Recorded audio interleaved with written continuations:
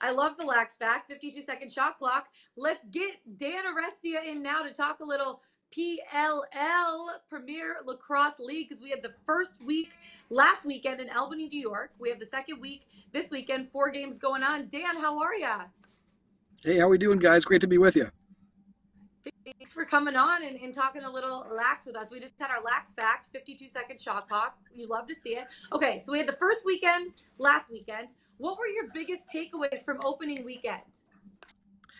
So the first thing you notice from opening weekend is that Lyle Thompson is healthy. Lyle Thompson is one of the stars in the sport. He's one of the most electrifying players to watch. He is appointment viewing for lacrosse because you know you're going to see something spectacular, probably something you've never even seen before. Lyle joined the PLL last year and, was never really, it seemed there was always speculation something might be wrong. He's carrying an injury, but he never really had it all together. This year, he is clearly healthy. He hit the over on his point prop of 3.5 points in the first quarter of the Cannons game this past weekend. So 4 goals in that quarter, finished with 6 on the day, went back to looking more like his unguardable self. So the first thing that jumps out for you is that Lyle is healthy and Lyle is ready for a big year. And the other thing is that the Atlas look like a wagon, look like the team to beat. Everybody else's power rankings get muddled after one, but the Atlas look like they're the top of the league. You know, it's funny, Dan, when I scan the board in other sports, let's just use the NFL, for example, and I'm looking at totals, and I see a 40, and then I see a 55, and I'm like, well, the 40, that is going to be a really low total game, really defensive slugfest. The 55 is going to be a shootout. When we're looking at lacrosse totals, it's tough because I know a lot of our viewers out there haven't bet on lacrosse a whole lot. So when they're looking at a game and they see a total of X, they should think, oh, this is going to be a really high-scoring, high-total game. What are the average totals like in these games?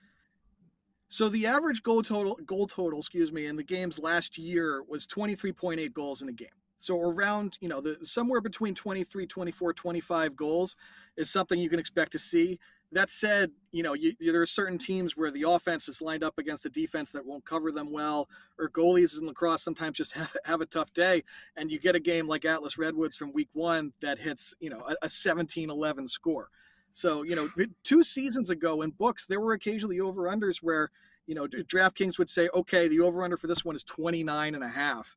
And people were taking overs because, we had games the first couple of years where people were shooting 2s left and right, and the scores were just got a lot higher. But as teams have kind of adjusted to eliminate transition opportunities where they can, which usually leads to an easy goal or, leads to a 2-point attempt, teams have focused more on trying to take that part of the game away because you don't want to give up the easy ones.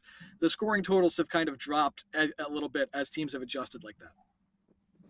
Yeah, I know when looking at, the second week, it can kind of be tough to get full trends for the season and what to expect with some of these teams. So with the season just starting, with it being week 2, what do you look for when you're handicapping these games? Is it more you look at the forwards, the middies, defense, goalies, total, props? Like, how do you handicap these games without maybe much trends for the season so far?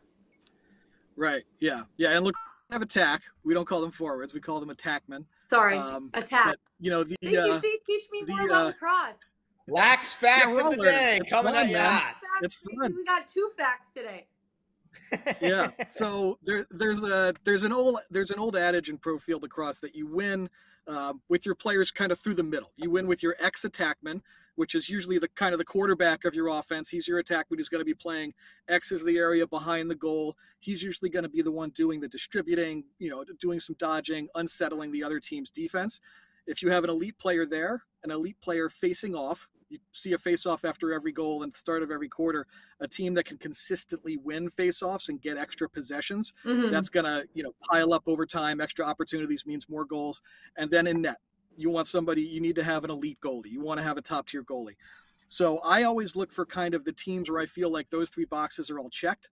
The talent in the PLL is off the charts. There's multiple time first team D1 All-Americans in the player pool in the PLL. That's, the PLL's equivalent of the waiver wire is, what you would call it. But those guys have a hard time cracking rosters because rosters are so good. So you look kind of for the guys where they're reliable. Now that Lyle Thompson's healthy, all right, I'm feeling a little bit better about, can I expect a decent total out of the Cannons because Lyle looks good? Guys like the Atlas's Trevor Baptiste, who's a face-off specialist, who's one of the best in the world. He's pretty trustworthy to be a guy who's going to go north of 50% facing off most weeks. So they're going to get some extra possessions. And you try and look for guys like that who historically, at this point, have a track record. You feel like you can trust them a little bit. Some of the teams that might be a little more rookie heavy or brought in a lot of new faces, you might want to stay away from them just until you get a little bit of a better feeling. The Chrome are an example of that, where they have two rookies at attack. Their third attackman is a player who, while he is not a rookie, only appeared in 3 games last year. And Dylan Malloy, good player, but until you kind of have a good feeling for how their pieces all fit together, those are the teams that I try and stay away from. Dan, you know your stuff, bud. I mean, you're whipping out names and positions, and this is impressive information. All right, let's get into your picks, because that's obviously, if you know your stuff, people want to know who you're betting on. Whip Snakes, 2-time, this is a team that is one of the better teams, obviously defending champs. Played a tight one last week, only won by a goal. They play the Water Dogs this week. You think they maybe put a little more distance between themselves and the Water Dogs in this week's game? I do. The Whip Snakes, yeah, as you mentioned, they've, 2-time champion, and they've been in the title game all 3 years that the PLL's been playing with. So they are a loaded team. They have the best player in the world at multiple positions. What I kind of like in this one is, they, like as you said, they played a tight one week with the Chaos. The Chaos defense is absolutely stacked this year. They're a team that is missing some pieces on offense, but their defense has really elevated dating back to last season. And they have Blaze Reardon, best goalie in the world. Some people consider him the best overall player in the world, period. Jeff Teat had 7 points in week 1 and is an unbelievable player. He's the odds-on favorite to win the MVP. The next odds-on favorite after Jeff Teat is Lyle Thompson, who had 6 points in week 1. Between the two of them, I don't think you're going to see a whole lot of times where they get stopped. Jeff Teat had, there's PLL does great with advanced metrics and advanced statistics and analytics. Their team has a stat called expected goals, where player takes a certain number of shots. Here's how many of those that were goals that we expect to actually be goals, and how many should be saves or shouldn't go in. Jeff Teat is the best in the league at scoring the unexpected goal. So he took 9 shots last week. 3 were goals that you would expect to be. 2 of them went in that should have been saves or were just so difficult we didn't expect them to be goals. But because it's Jeff Teat, he makes that happen. So, these are the guys who score those kind of plays. It doesn't matter that Nick Morocco, to me, had 19 saves last week. I still think the Atlas can put up a ton of points in this one. And I still like Lyle Thompson to be doing plenty of scoring of his own. So I'm on the over. You're preaching to the choir with the expected goals. That's a statistic we look at a lot in soccer and hockey, and it's a very useful tool when you're trying to bet on games, because, as we know, variance, randomness plays a factor in sports. Just because a team is supposed to score doesn't mean they always do, but those things tend to balance out over time. So I love the use of expected goals, and we'll definitely keep an eye on that. You've got another guy on your card this week, and this guy hits really close to home. Mac O'Keefe. So, fun fact, you want Lax fact of the day. Here's your Jared fact of the day. I went to Penn State University. Mac O'Keefe is a 3-time All-American at Penn State. Also, you've got the Syosset Long Island connection. I covered Mac O'Keefe at Syosset in high school. No way. Back in 2015, I was working out at News 12. I swear, because Syosset's, Long Island's an unbelievable lacrosse hotbed.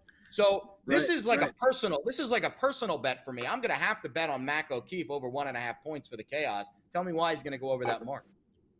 Well, Mac O'Keefe, as a Penn Stater, you saw him playing there, he is the all-time goal-scoring leader in NCAA history. This kid puts the ball in the net. He is the best left-handed shooter, for my money, in the PLL right now. Now, again, he plays for the Chaos. The Chaos are working some guys back into their lineup. A lot of their offensive pieces also play in the indoor league, and that season is still wrapping up. That championship is being played this weekend as well, might be being played next weekend. Until some of those indoor guys come back, Chaos are doing it with either some waiver wire, player pool kind of guys, or some guys that, didn't make it to the NLL championship. O'Keefe is one of those guys who was a major player for them last year and is already looking like a major player this year. The Chaos offense kind of sets itself up, not with positions, but more of okay, you guys are right-handed, you're on this side. You guys are left-handed, you're on this side. and the chaos initiates much more frequently from the left-handed side of the offense where Mac plays.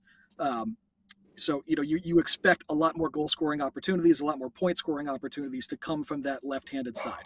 On top of that, Mac shoots the 2-point ball as well as anybody in the world.